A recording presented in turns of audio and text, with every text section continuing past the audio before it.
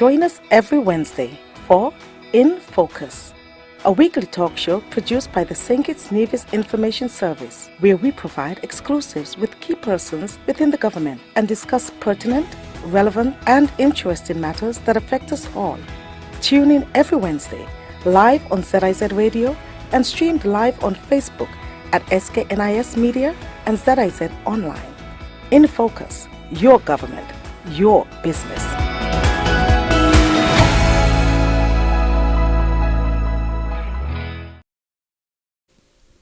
I'm Ian Richards. Welcome to InFocus, a weekly program where we zoom in on what's happening within and throughout the government, your government. The global community shines the spotlight on men on Sunday as the international community celebrates International Men's Day on November 19. The government is using this occasion to promote men's health, saying that it matters, which of course has major implications for families, implications for society as a whole. Senior Gender Officer Shinnel is here to discuss activities to commemorate the Men's Day observance. Mrs. Charles will also speak to another upcoming gender-based observance in November. That is the 16 days of activism against gender-based violence, which runs from November 25 to November 10. Stay with us as we delve into your government, your business.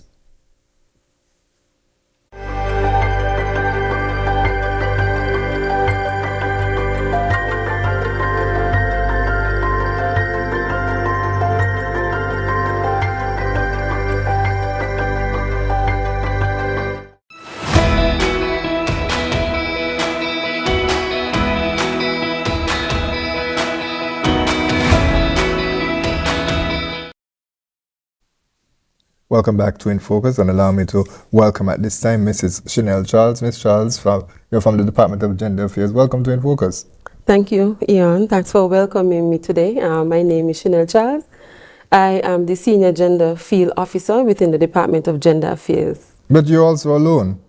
Yes, I am alone, and I want to, apologize for the absence of my officer, Mr. Dion Browne and Mario from Nevis. They would have been here, but due to unseen circumstances, they can't make it today. All right. So, Ms. Charles, let's jump right into it. As you mentioned that you are the Senior Gender Affairs Officer, and so I'm sure that you're quite up to speed in terms of what's happening in the department. And so we begin with men's issues and speak about International Men's Day. Now, what is the value of St. Kitts and Nevis celebrating this international observance, which of course is International Men's Day on Sunday, which is November 19? It's been done for a number of years here. Yes, International Men's Day has been done for over many years. When it comes to men, I believe that they are valued. They should be valued. I know they are valued, but I'm saying they should be valued within our community, because our community does just not make up of women, but we are a peer, men and women. One thing that I want to highlight at this point is that the contribution that men has made over the years, it may not be seen, but it's there. And how would you say the celebration has evolved over the years? For the department, over the years, International Men's Day was a very small event.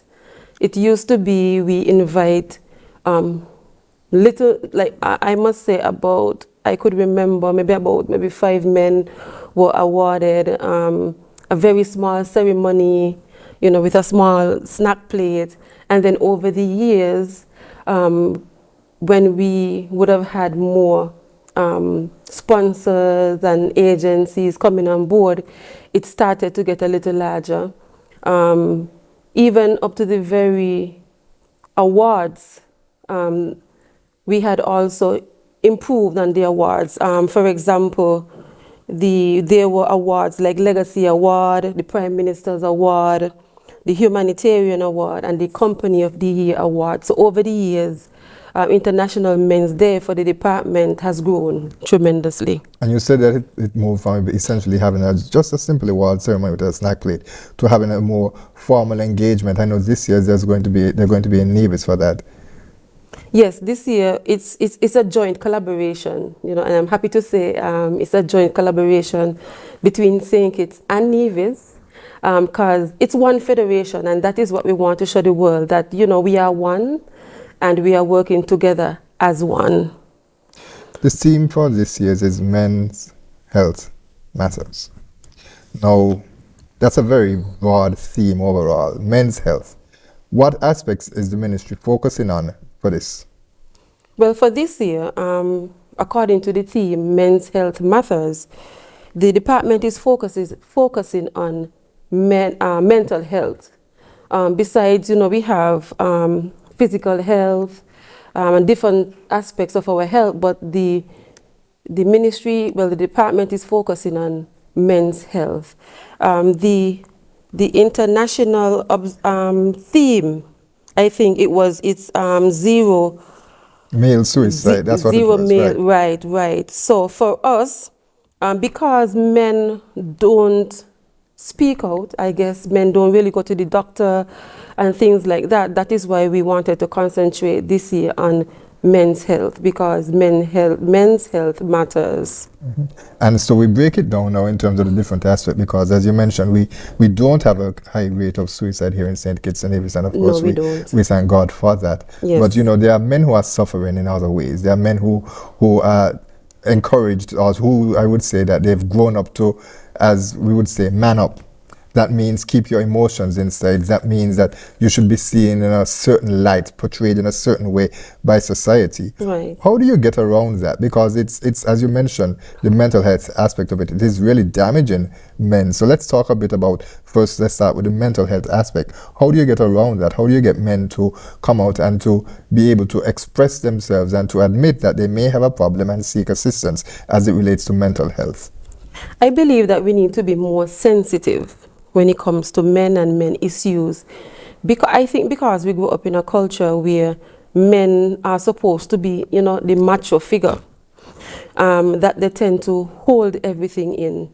But I believe that we can do better in terms of more programs, getting different ministries to get different men's program on board for men. Because if we don't do that, I believe that, men's health will get worse. So I am pleading to other ministries, if you are hearing us today, let's do better and do more. I know there's an NGO on board with the Department of Gender Affairs, and that is the Men's Council. I know that men are being, sent, to the council for different reasons, advice, and whatever else you may have them providing for men. So, yes. But when they are advised, when they're sent for counseling, do they take advantage of that? Most times, no.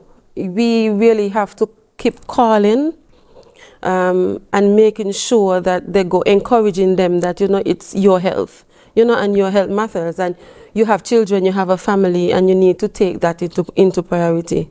So do you think that the family can be enlisted to assist with that? Definitely. But I think, first of all, men have to deal with their egos.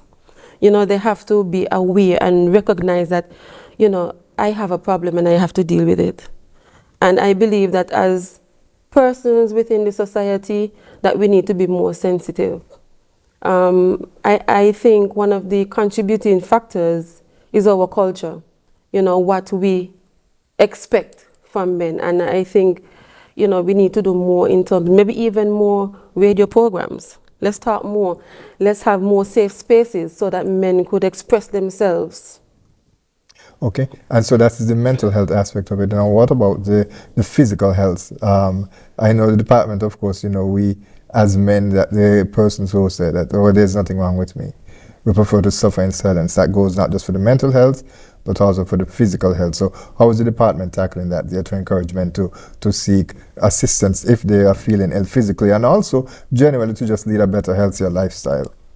I've known before that the department had tried to get some sort of collaboration with other groups, Ministry of Health, because I know sometimes we do the health checks and we have the health fairs, all around the island. to get men involved. I know some time back the department, invested financially in some boards, men health boards, billboards, I must say, and they were planning to take them. I know they were finished, but they were planning to take them all around the island so that, the community and, persons could be aware that, we have the issue of men's health and we need to deal with it. And on a financial level? Financially, yes, I believe that we can do more in terms of men's health, because as we know, society thinks that men are the breadwinners of our homes. So I do think that more can be done. And because of that, I think the department also has a program where they would lend some assistance there for those who need it, because most persons would feel that the assistance should go towards women, especially single mothers. But there are some men who are in need. There are some men who do need assistance.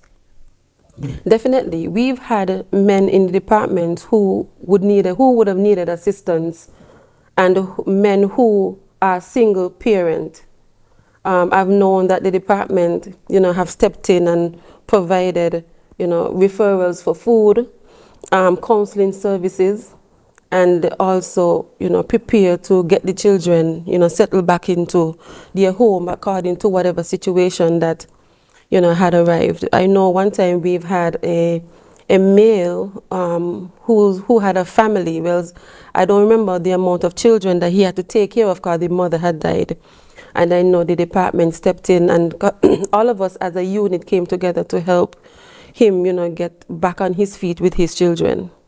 So, Ms. Charles, I would imagine that, well, Mrs. Charles, that is, well, you're married.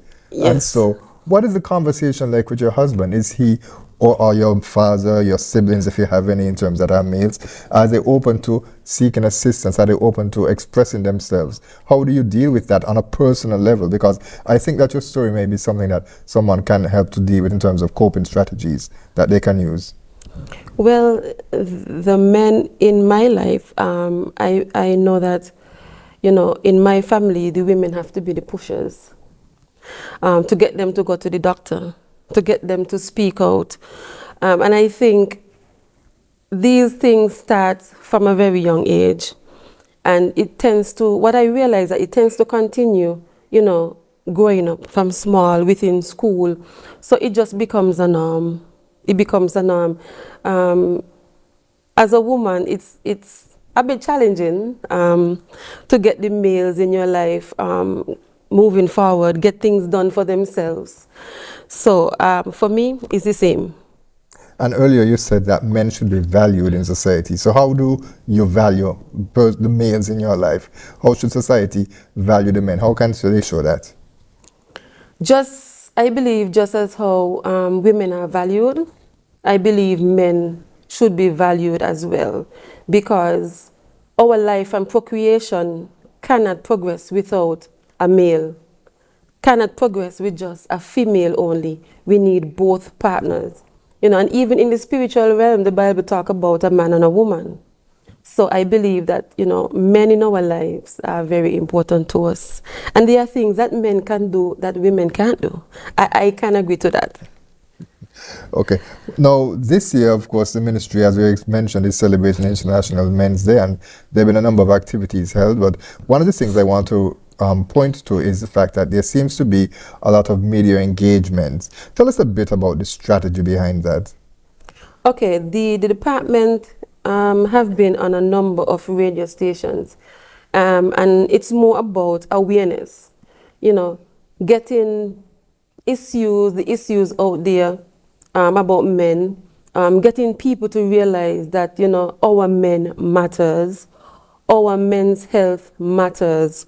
So being on the radio, it is just an eye-opener for us. And, it's to encourage us to do more for men. And so, Scott, talk about some of the activities that would have taken place. Okay, so the department has been to church already, and that was the start of International Men's Day. They celebrated at the Unique Touch Center, and they did that on the 5th of November. I know that we had a bussa pot. That's a cook-off competition, and that was done on Sunday, where they had at least about 5 men competing to see who would win the cooking competition. And this year, they used a goat. It was very interesting. So that was just the secret ingredient, as they say. Everyone had to use a goat. Everyone had to use the goat. Yes, and what was interesting to see that, you know, a pizza was done on a coal pot using the goat meat. Goat pasta, goat meat pasta. And, you know, we normally do our local goat water and all of that. And goat cook-up. I can't remember some of the names of the dishes that they had, but these are the main ones that, you know, it was an eye-opener for us. Like, wow, I don't know that these things, you know, can happen, or these things can be cooked. Mm-hmm. And in terms of the bussa pot, now, who would have won that competition? The winner from last year, Imran Francis. So he's a repeat? He's a repeat, okay. Yes, winner. Second time in a row. He did well, I must say. Now, the strategy behind introducing the bussa pot competition, because, you know, there are some persons out there, the stigma associated with the men, that men should be able to, say, fix a car, but not necessarily expected to be in a kitchen. Right. You know, talk to us about the importance of having something like a bussa pot competition where men go out and showcase their culinary skills that will help to break some of the gender stereotypes. People tend to say that, you know, men can't cook, but chefs are men. That I know. And I know that men can cook because the men in my family can cook. I believe it's a good thing. For me, it brings the men together. We have them, you know, in a space where they can, you know, be themselves. They can collaborate with other men. I know that it was a competition for them, but for us, it's for us to see men out there, right? Men taking some of these leads in these areas. I know we've had many bussa pot before, but the bussa pot with men as a competition, you know, that was really good. Okay. And the turnout for that, how was it? The turnout could have been better, but I believe that we just needed to promote it just a little more. And that last Sunday, I know there were a lot of different activities going on for some of the villages. There was Villagerama, Gaifax and all of that. So I guess too, you know, people were more engaged in their community as well. But is it symptomatic of a problem? Because you mentioned that there were a number of activities, yes. But in terms of the activities that are held specifically for men, participation, as you mentioned, is a challenge. But what about persons coming out and supporting them? Is that also a challenge? Because there are some persons who may feel that, you know, it's not something worthy that they should participate in. And that's where awareness comes in. And I guess that's where we need to show the importance that we need to support our men. In whatever they are doing, we need to support our men. The other activities that are taking place this month? I know that there should be a Wear Blue. That should be that was on the 17th, a Wear Blue Day. The award ceremony has not gone as yet. It would have been on this Saturday, but it was postponed for, you know, other reasons. So it would be on the other Saturday, which is the 25th of November. But the Wear Blue Day, that hasn't gone as yet. You said it was the 17th? Yes, that should be on the 17th. What is the significance of the blue? Well, the department wear blue in recognition for Men's Day. So when, I guess you would see people wearing the blue and you would know, okay, so Gender Affairs wears blue in November to commemorate, you know, all of our activities and, you know, in the involvement of men and being making the public more aware that we're wearing blue, so let's support the men. Okay, we would have already had our statement that was done. That's earlier by the minister. I can't speak to the NIVIS activities, but the NIVIS activities would have been a collaboration. So some of them would have been the same. On the 20th of November, though, there would be a Men Can Cook in NIVIS. So that would be, you know, something similar to what we had here in St. Kitts. How would you say the program work between the Department of Gender Affairs in St. Kitts and the Department of Gender Affairs in Nevis? How would you say closely do you collaborate, or is there a difference in terms of what's on the agenda, what is being pushed at the time? For us, the collaboration between St. Kitts and Nevis Gender Affairs, it's tremendous. It's awesome. We normally, well, we'll sit down and we would bring our ideas together about the activities. Over the years, I must say, since I've been in the department, the collaboration has been very strong. It depends on what they are doing. We go over and we support them. They come over and they support us. But in terms of the unity, it's there. The collaboration is good. And what would you say is the value of that to society? It's just for us to see unity, because we do the same programs, same thing. So I believe that if we can collaborate, it's a good thing. It shows that, you know, we are one federation, because we are a federation. And in terms of the support systems now, in terms of being able to access funding in relation to grants, whether it be for UNICEF or UNESCO or any other UN agency or even a regional agency, is there some collaboration in that as well? I know in terms of collaboration with the department, yes, we do collaborate with different agencies, especially when it comes to the local partners. We do have a lot of local partners. The men's platform or the men's program collaborate heavily when it comes to National Bank, Sylvester Williams, Rams, TDC, Horsfords, agriculture. So we have a vast amount of support. Mm-hmm. And what's your in terms of how your feelings toward the sponsors? Talk to us about the importance of having these private sectors being on board in terms of being able to advance the program work of the department. Well, it shows that, you know, they are a part of, you know, what we are doing. It shows that, you know, what we are doing, it's being valued not only by us but by them as well. The financial support from the local agencies, you know, has been there, but over the years it has grown, and we are happy that, you know, they can come on board and, you know, be a part of us and be a part of what we are doing. Not only the financial support, but I've seen that whatever color that we are wearing, I realize some of them do wear that color as well, to show us that yes, we are in solidarity of whatever you are doing. And so what's your message to the public in terms of supporting International Men's Day and supporting the activities that the department has? Okay, well, the message is men's health matters. Let's show our men that, you know, we support them and we value them, and we want to see men grow in whatever endeavor that they are doing. We are asking, you know, persons out there to be a little bit more sensitive when it comes to men and men issues.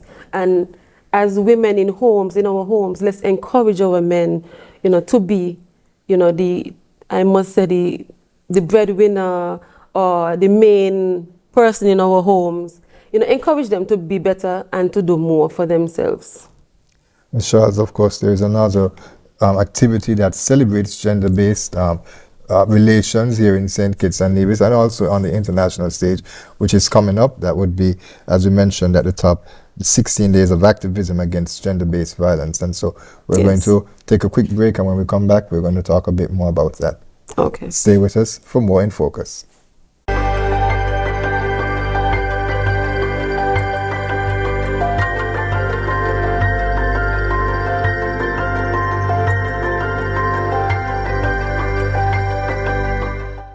If you haven't done it as yet, please do it today. Subscribe to our YouTube page at SKNIS Media for regular updates, live coverage, and even more information on your government. While you're at it, like, share, and interact with our Facebook and Instagram pages at SKNIS Media and SKNIS Info.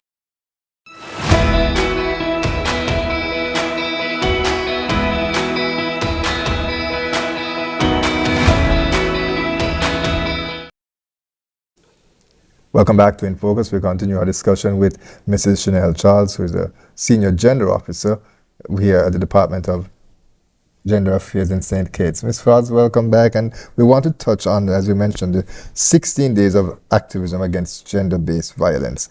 Tell us what that campaign is. Okay, so 16 days of activism against gender-based violence has been around, observed for a very long time in the Department of Gender Affairs. And it's a campaign that, highlights, bring to the forefront the issues that women face in our society, the violence that women face in our society today. Not only, and it's a global observance, it's an international observance, it's not just a local observance for us. You said something interesting. You said women. But it speaks about gender-based violence. Now, gender-based violence also would include men. There are some persons who may not be comfortable with having the discussion, but there are some men who are abused as well. And so, is the department primarily focused on women during this observance, or does it include men as well? Because it's a United Nations observance. They're more focused on women. And that happened because of a situation or a death that happened in the Dominican Republic with 3 sisters who were political activists, the Maribel sisters. They were assassinated in 1999 by the dictator in the Dominican Republic, Ralph Trujillo. And that is where it started. For us, the name was changed, right? So it's gender-based violence now for us. In the department, we more look at victims of violence, and that can be whether women or it can be men. Because the numbers are normally high when it comes to domestic violence, we tend to I don't want to say, put more focus, but we focus, on getting the help that women need.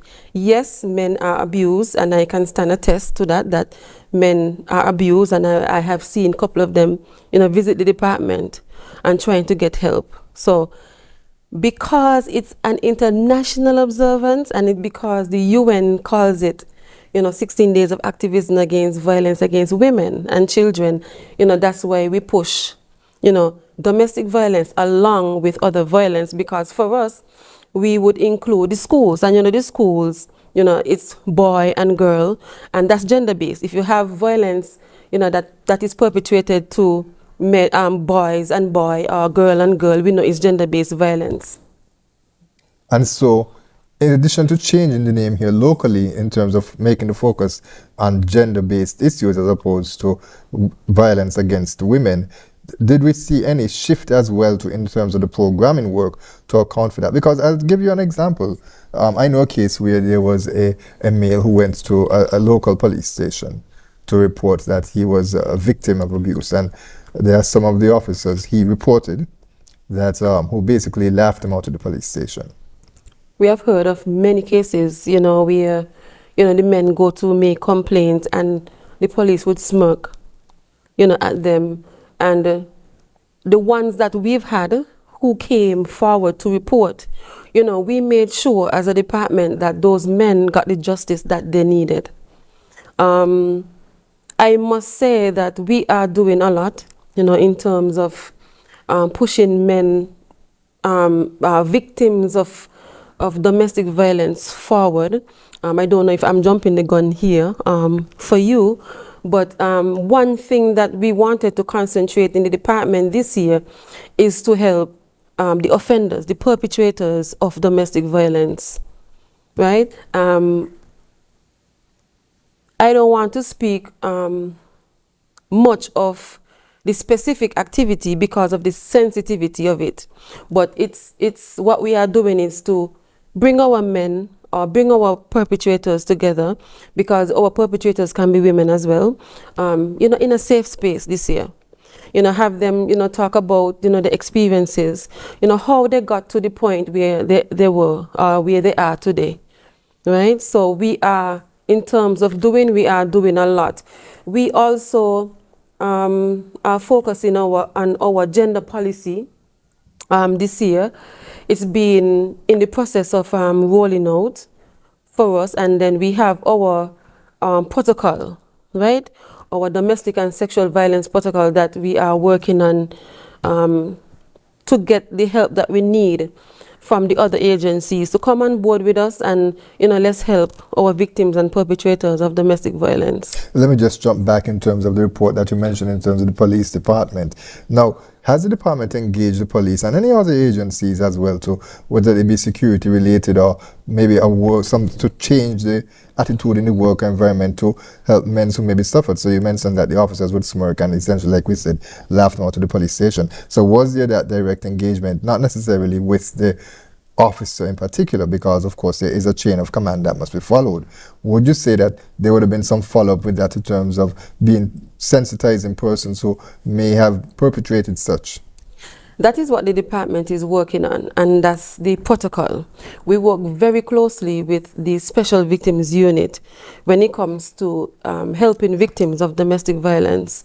What we are doing is focusing on getting the police sensitized in terms of, I know we have been to the training center, that's the recruit, that's the young police training.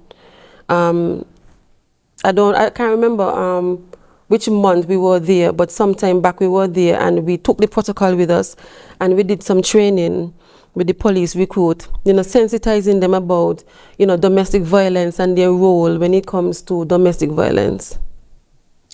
No, the campaign, it starts, as we established at the top, on November 25, which actually is the same date that marks the International Day for the Elimination of Violence Against Women. Talk to us a bit about that symbolism. Okay, so the International Day, well, we calling it the International, but they're saying international because it's worldwide and it's all over. But the 16 days of activism started on the 25th, or it will start on the 25th of November, and it runs for 16 days until the 10th of December, which is Human Rights Day.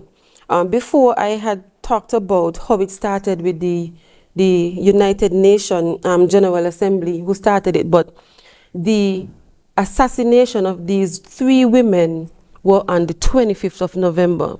So that's the reason behind the day of the activity, the day or the start of the activities, actually.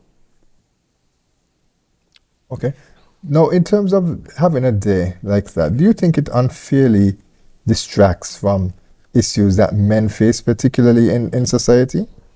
I would not think so, because remember that, men are victims as well of domestic violence as well. But as you admitted, the focus isn't necessarily there, especially internationally. And it's gender-based violence. So we cannot really focus mainly, just on women only, but we focus on the victims and getting the help for the perpetrators. So earlier you spoke about the men's campaign that the department has. Is there any collaboration between those who are dealing with the 16-day violence campaign against women and the men's campaign? During our collaboration in the department between myself and Mr. Browne, we came up with the idea of having a safe space for men. And this safe space, we put it together so that we could have a safe space for perpetrators, where we can bring them together. Because remember, we spoke about men's health. And if you're going to talk about domestic violence, it has to do with our men's health, because our mental health plays, a pivotal role in how we deal with situations, how we react to different situations. So yes, it has its connection. We are also planning, to do, a radio show on men's health as well, and domestic violence, how men's health affect, their families, and how it affects, the other aspects, of themselves.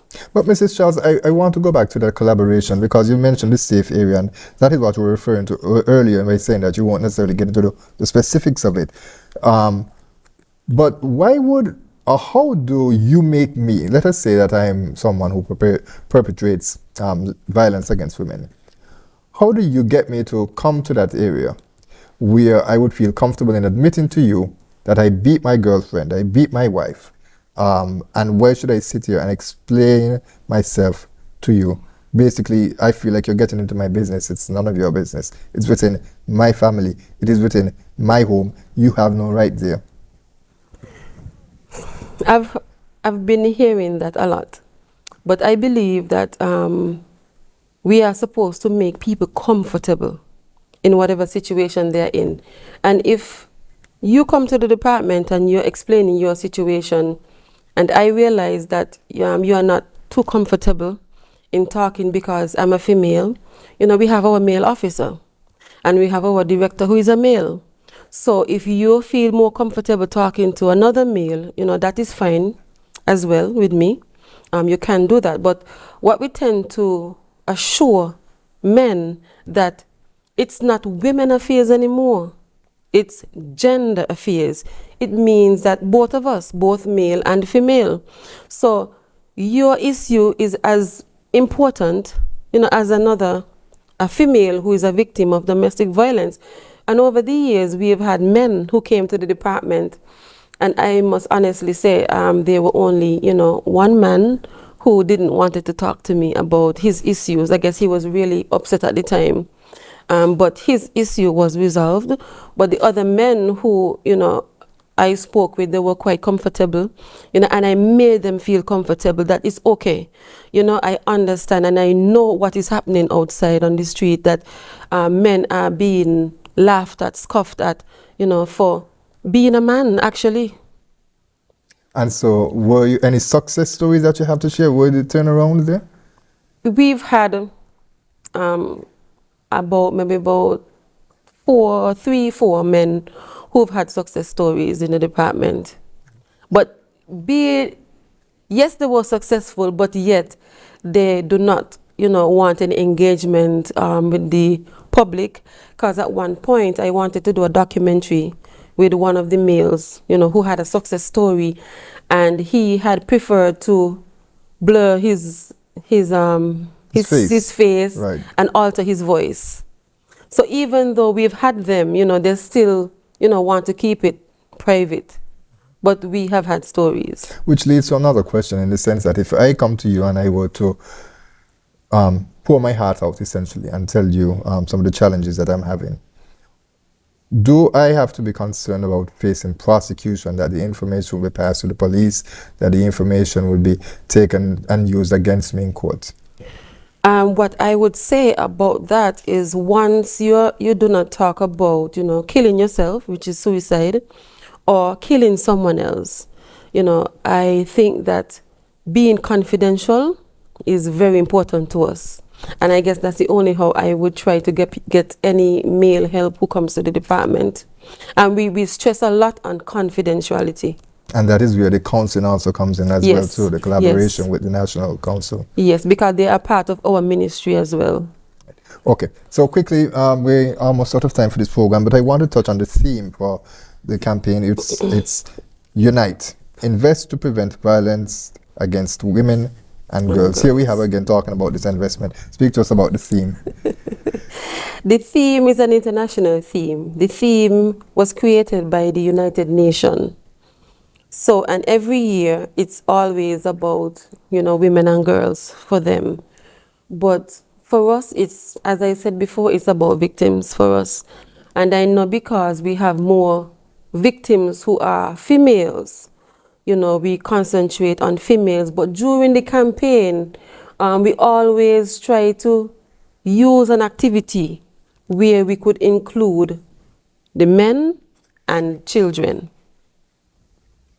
So in terms of the activities, we have a campaign launch and the mural unveiling. That's on November 27th. That will be 2 days after the campaign is launched. Well, not after the day, that is when it begins on November 25th. Tell us a bit about the campaign launch and this mural unveiling. Okay, for the activities, we normally we commemorate 16-day campaign with church. We always go to church. We ask the churches to pray That day we pray for the nation, pray for our victims and our families and our perpetrators. And then we go into the launch, which would be a mural, and we would also launch the 16 days of activity against gender-based violence. That is where we would have, our minister, speak on that day in front of our mural. And the mural would be a significance of, bringing awareness as well, because I don't think we have any mural in our country, that depicts domestic violence. So I believe that is important for us. And I, as the minister said, that, it's just a start for us when it comes to the murals, that we would have, more murals, all over the country, so that, we can never forget that domestic violence or violence against, women, children, men, are, forget. We can't ever put them on the side burners. Mm-hmm. And where's that mural located? This one would be located on Pond Road. Okay. That's next to the ball field, the Newtown ball field. So it would be a public unveiling, essentially? Yes, it would be a public unveiling. Yes. Right. And Nevis would also be coming over for the unveiling of the mural. Okay. And then we also see that there is a self-defense training on December 2nd. Yes, this would be our second self-defense training. Oh, you've had it the first before? Yes, we've had it last year. And last year it was just for women only, adult women. But this year we have extended it to young females between the ages of 14 and up. So they themselves can also, come to learn a little bit of, I think it's karate, martial arts, or whatever we want to call it. But it's a good thing, because I'm seeing that it helps us to learn to defend ourselves. Because if you're in a situation, maybe walking 4th Street one night late, and you have, somebody decide to attack you. One of the things we learned last year is how to get out of a lock, right? And when you get out of the lock, you run away, or you tend to scream. It depends on how the person would have held you, right? How many persons participated last year? Last year we had about 10 women. We were at the McKnight Community Center. So this year we'll go back to the McKnight Community Center. I'm hoping that we have more women, come to learn, little technique and strategies of how to defend themselves. So how can they register? How can they find out more? We would have a poster that would be circulating so that they could see the information on the poster, and then they could always call the number, and I would just register their names for it. It's free of cost, so they can come and they can learn whatever. And what's so good about it is that last year some of the women, they wanted to know different strategies. So they were asking the trainer, who is Mr. Johnson, how do I do this, and how do I do that, and how do I get out of a lock? So it's a good thing for the women. Because you mentioned, of course, that if someone is on the road and they're attacked, and that is one scenario, of course, but then the other very real scenario that most persons face is that it happens in their home. Most persons are battered in their homes. Right. Okay. Right. And so it culminates on December 10th with a domestic violence march, a march against domestic violence, of course. Yes, so the march is a collaboration between the faith-based organization and the Department of Gender Affairs. The idea really came about from the faith-based organization. So we are in full support of the march, and we are expecting all the churches to come out and march with us. We're marching for, the elimination of violence, not only against women, but against children and men as well. Any kind of messages that you'd like to share with the public to encourage them to come out? Sometimes we sit back, we laugh, we videotape, and I believe that this is a perfect opportunity for us to show our support when it comes to domestic violence. And this is the time that we need to stop whispering, and we need to start to report instances of violence. Not only seeing it, recording it, and saving it, and send it to one friend, to another friend, but I'm asking the public to speak up and speak out and report it. Ms. Charles, the perfect point to end right there, and we thank you so much for being with us for this edition of InFocus, and we certainly wish you all the best during your campaign, and we trust that the public will be mobilized and go out to support and be encouraged to reach out to the department to learn a lot more as well too, in terms of how they may be able to protect themselves and how they may be able to protect loved ones. Thank you. We thank you for joining us for this edition of InFocus. We trust that you will join us next week at the same place at the same time. I'm Ian Richards. Join us every Wednesday for InFocus, a weekly talk show produced by the St. Kitts Nevis Information Service, where we provide exclusives with key persons within the government and discuss pertinent, relevant, and interesting matters that affect us all. Tune in every Wednesday, live on ZIZ Radio and streamed live on Facebook at SKNIS Media and ZIZ Online. InFocus, your government, your business.